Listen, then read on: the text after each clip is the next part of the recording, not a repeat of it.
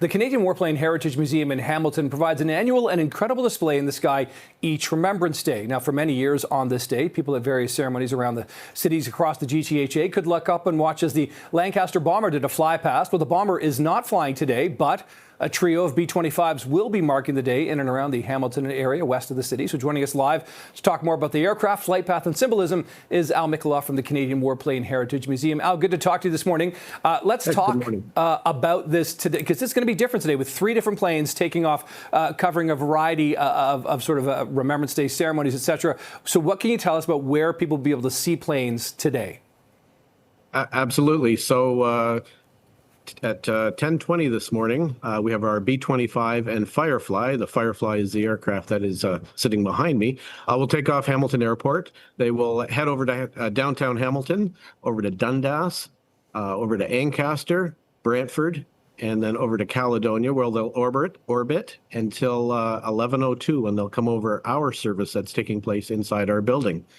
At the same time that is happening, we have our Douglas Dakota, which is a D-Day veteran aircraft. It'll take off and from Hamilton at 10:30, and it'll head over to downtown Hamilton, over to Stony Creek, Grimsby, Lincoln, Vineland, Pelham, Smithville, again over to Caledonia, and back to Hamilton. Pretty remarkable. And Al, you know, if people haven't been to your museum, you know, the museum really gets you up close and kind of personal with these remarkable, you know, heritage aircraft. But the fact that they're flying, the fact that people can look up and watch them and see them, what kind of a response do you get from that each and every year, that these planes, especially on Remembrance Day, are still flying?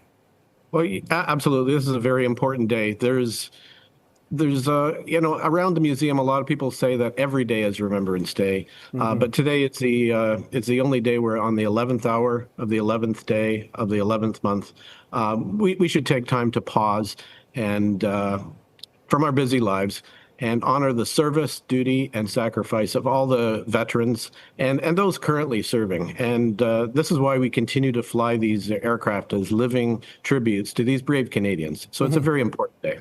It must be quite a privilege for the pilots, too, to fly on a day like this. It's not lost on them.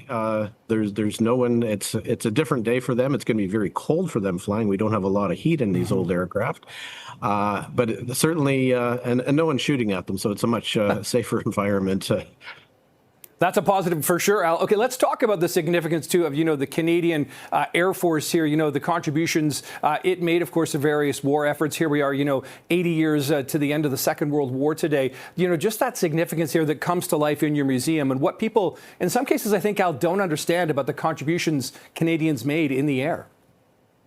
No, the Canadian Air Force had one of the most significant air forces in World War II. And like I mentioned, we do hold a large indoor service here. And we still have a handful of World War II veterans that do make it for that. And it is certainly recognized, and to a degree, it's a highlight of our service. We actually have one veteran who is 107 years old that is going to be here for our service today. Oh, that is pretty touching. Al Mickeloff, of course, I've been there a few times for that service. It is remarkable. I appreciate your time this morning from the Canadian Warplane Heritage Museum. Good luck today, and thanks for joining us here on Remembrance Day. Do appreciate the conversation.